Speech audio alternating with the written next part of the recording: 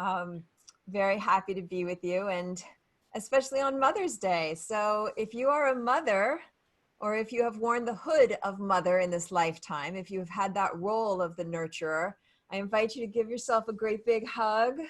Give yourself lots of love and appreciation. You know, I have often said that being a mother is the greatest, most challenging thing I will ever do. And that statement has never been more true than over the last several weeks being quarantined with my son. So God bless all the caregivers out there. And so here we are, and it's Mother's Day. And, you know, it's interesting for me because I'm hearing it a little differently than usual. You know, for weeks now, I kept thinking like, it's Mother's Day. Mother's Day is coming up. But what I'm hearing is, instead of it's Mother's Day, I'm hearing it's Mother's Day. Like it is Mother's time. It is time for the divine feminine. We've had a lot of father time. We've had a lot of patriarchy and society and culture and government and leadership. And I love the masculine. So please hear that. I love the masculine.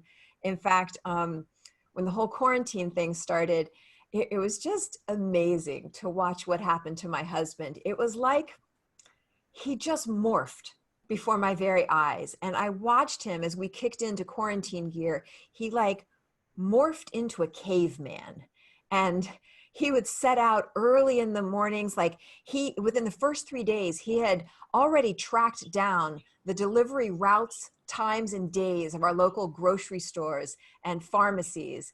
And then he would rise every morning really early, and he was like out on the hunt.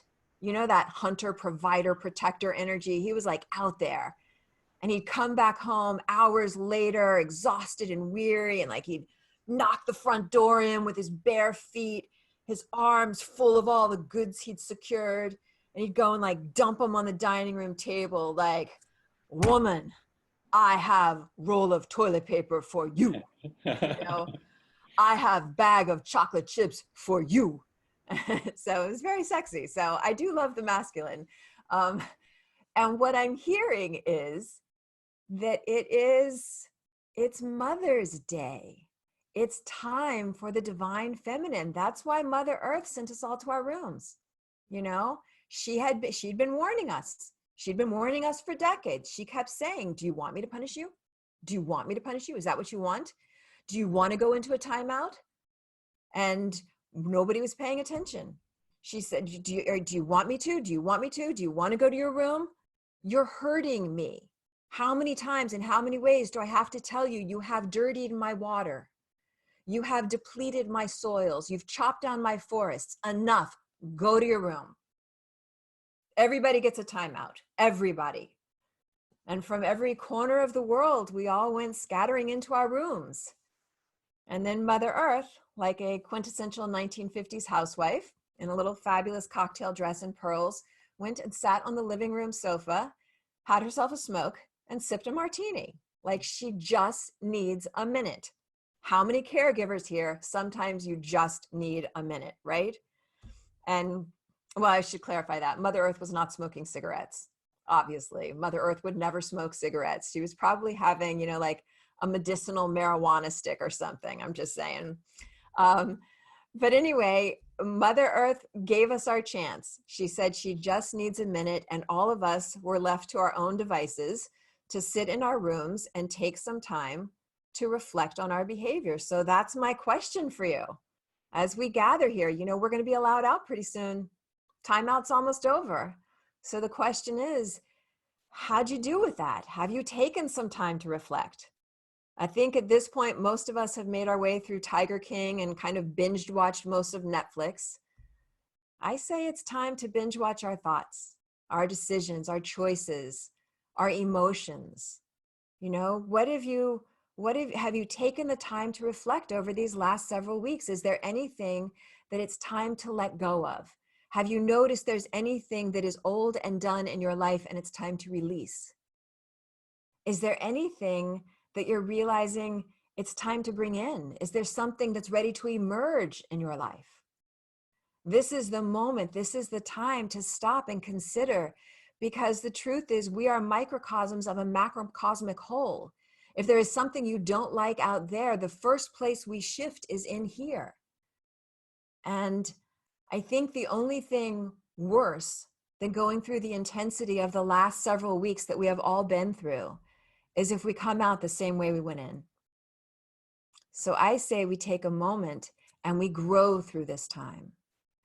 And I believe what is wanting to grow through this time, the element that's wanting to be grown through us at this time, is bringing forward the divine feminine energy, whether you are male or female. And it's not in place of the masculine. It's actually as a way of supporting the masculine with the inclusion of the feminine, that we bring them the whole thing.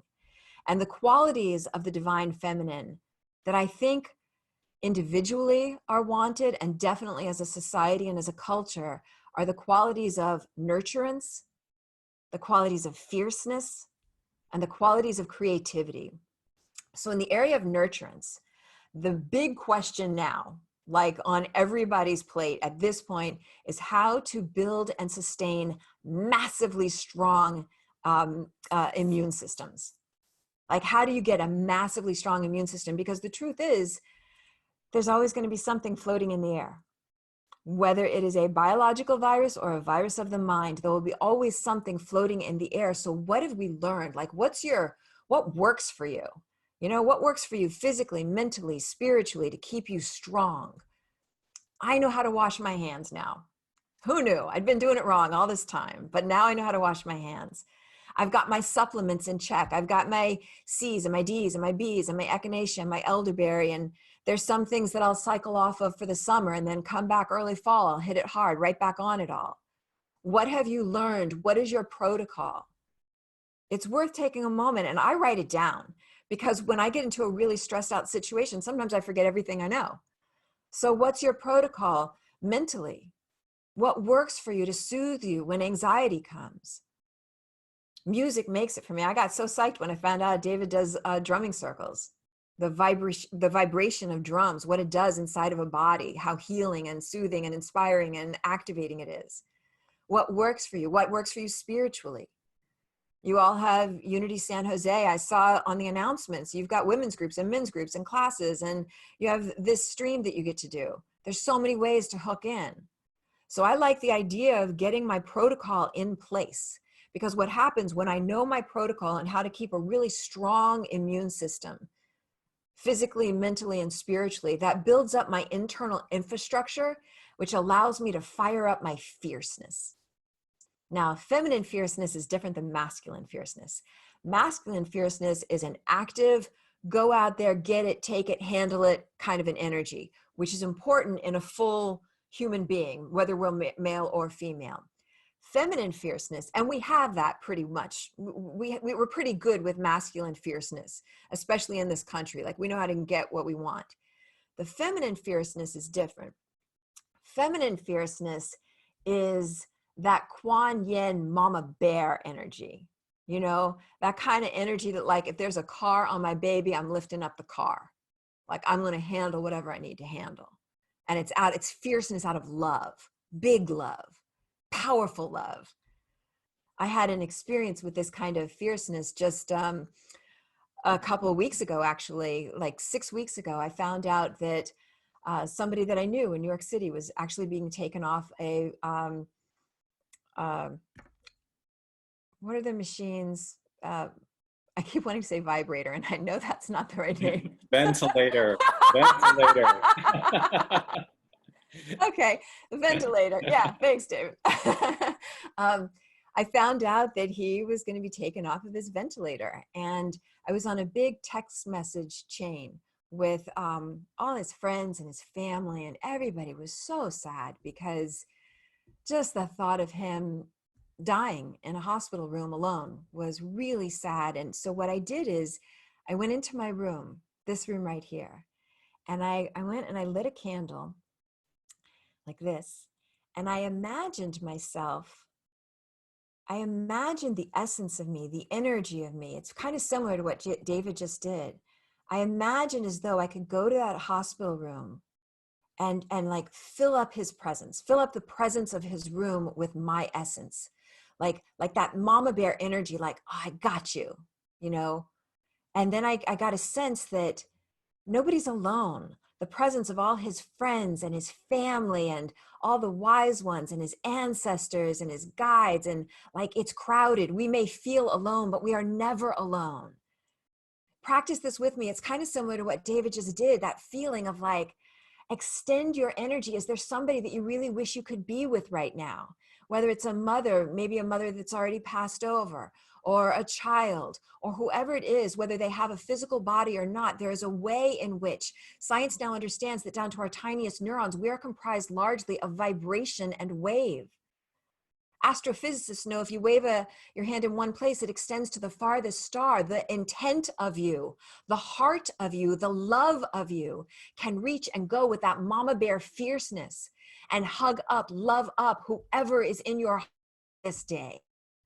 Allow yourself to imagine doing that. Who's on your mind? Who's on your heart?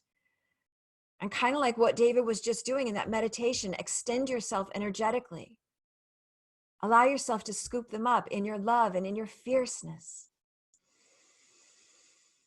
We may not be able to gather right now physically, but we can meet. Let us meet on the level that we can. And on the energetic realm, there are no limitations.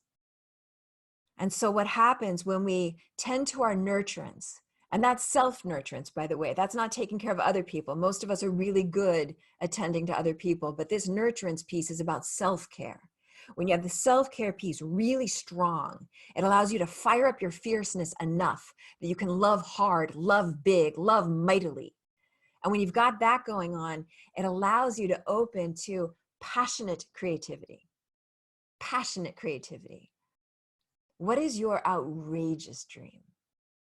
Not like the safe dream, not like, what's on your goal list or how to manage your way through a challenging time. How does God want to throw down as you in this lifetime? How does God want to be known, revealed as you? And you've had hints, you've had feeling tones, you've had knowings, you've had a sense of something that wants to be known, revealed as you in this lifetime. And so the way that you can tell if it's really your outrageous dream, like the big dream, is by asking yourself, could you complete this dream in your lifetime? And if the answer is yes, it's not outrageous enough. Ask yourself, could you do this dream by yourself? Like, could you just go out and handle it all by yourself? If you can do it alone, it's not outrageous enough. It's going to take a village. Ask yourself, does this dream serve the dignity of humanity? Because at this point, anything we're wanting to create for our lives, as our lives, it's got to serve more than our own little nucleus, more than just my little corner of the world. It's got to be something that elevates life.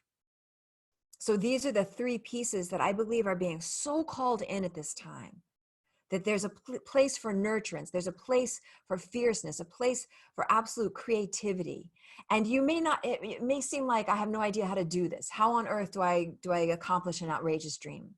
You probably won't know how to do it, but since it's Mother's Day, and it's a day of honoring fertility and creation, let's sprinkle some seeds. So sprinkle those seeds of whatever your outrageous dream is. And if you still feel like you're not really 100% sure, just sprinkle the intention, the yes.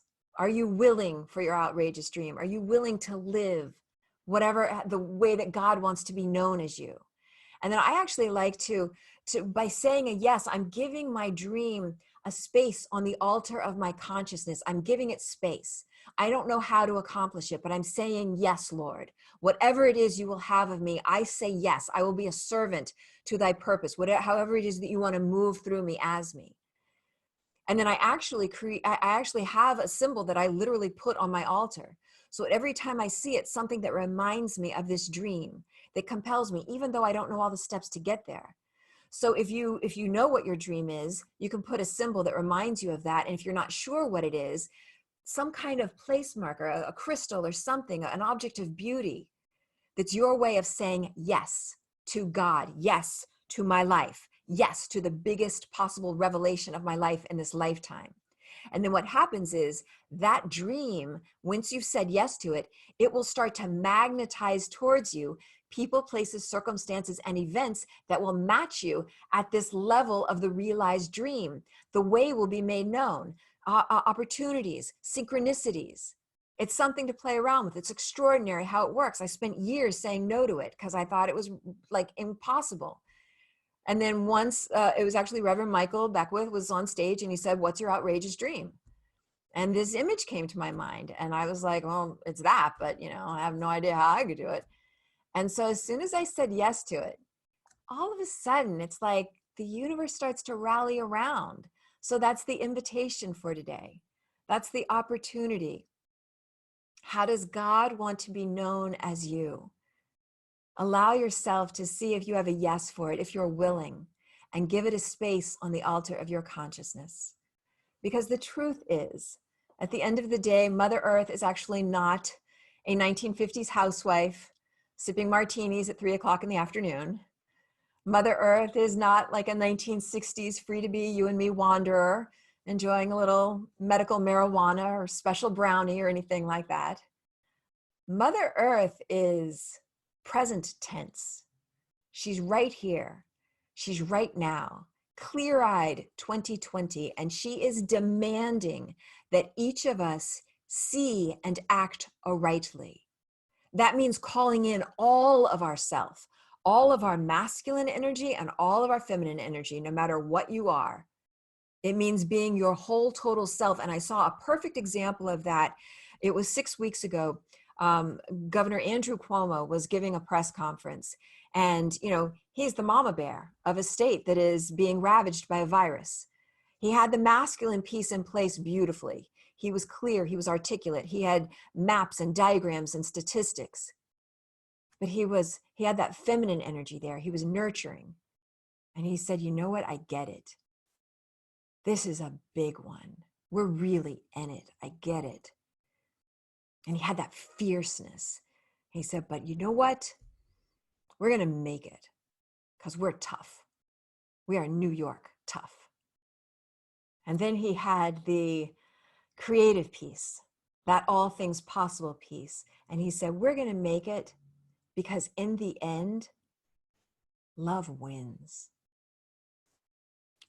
Wherever you are, whatever these last several weeks have been for you, whether it feels like you've been to hell and back again, or whether it feels like you're still in hell, in the end, right where you are, love wins. And it wins when we show up. It wins when we say yes to the fullest possible revelation of our lifetime, because the universe wants what you have to offer. It wins when we show up with all our total masculine and our total feminine energy. It's time. Don't make Mother Earth send us back to our rooms now. It's time for the divine feminine to take her rightful seat on the throne right alongside the divine masculine. That's what we get to do. That's what we get to be. Yes? Many blessings to you all. Thank you for joining today.